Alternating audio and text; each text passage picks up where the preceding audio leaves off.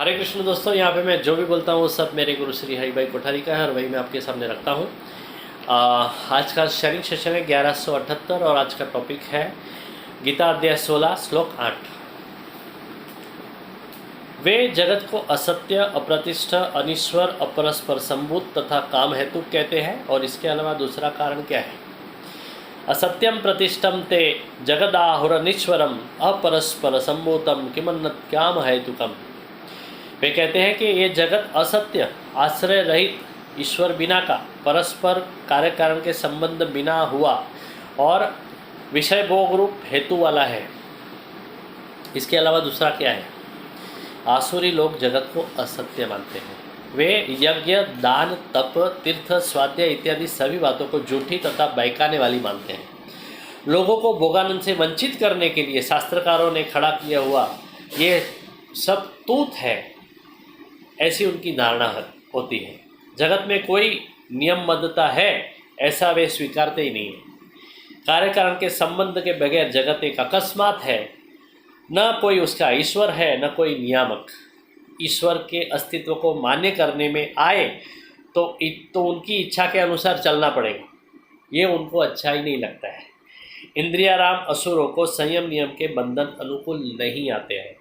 धर्म या ईश्वर में श्रद्धा न रखने वाले या ऐसे लोग जगत को काम हेतुक मानते हैं। स्त्री को पुरुष की और पुरुष को स्त्री की कामना हुई और परिणाम स्वरूप संसार की निर्मिति हुई। चेतन नाम की एक शक्ति है और वो जड़ में से निर्माण हुई।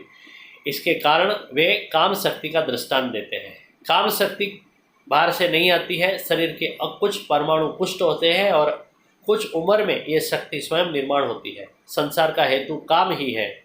इसके पीछे कोई यज्ञ भावना है ऐसा स्वीकारने के लिए वे तैयार ही नहीं होते हैं।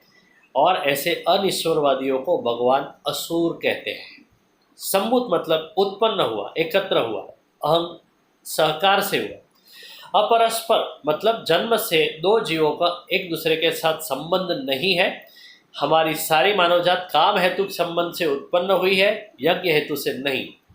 जो बालक के जन्म से खुद की प्रतिष्ठा को धक्का लगे ऐसा है तो उसे बालक को मार देने में स्त्री थोड़ी भी हिचकिचाती नहीं है। ऐसे लोग, ये असुर, काम वासना, क्रोध, मोह सबको देह धर्म ही मानते हैं। चेतन को उसके साथ कोई लेना देना नहीं है। देह से भिन्न ऐसे कुछ आत्म तत्व को ये लोग स्वीकारते ही नहीं है। परमात्मा नहीं है तो फिर उसे पाने की बात ही कहाँ पे है। इसके लिए ये देहात्मवादी सुखोपभोग को ही जीवन का लक्ष्य मानते हैं।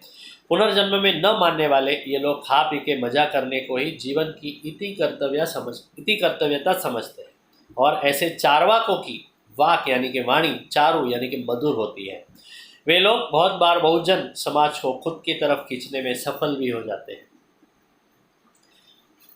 कल के श्लोक का पारण करके रखेंगे। एतम दृष्टि नवष्टभ्य नष्टात्मा अनोल्प बुद्धय प्रभवत्युग्रकर्माणः क्षयाय जगतो हिता। वसुदेवस्तं देवं कंसचाणूरमर्दनं देवकी परमानंदं कृष्णं वंदे जगद्गुरुं। गुरुर्ब्रह्मा गुरुर्विष्णु गुरुर्देवो महेश्वर गुरुर्साक्षात् परब्रह्म तस्मै श्री गुरुवे नमः।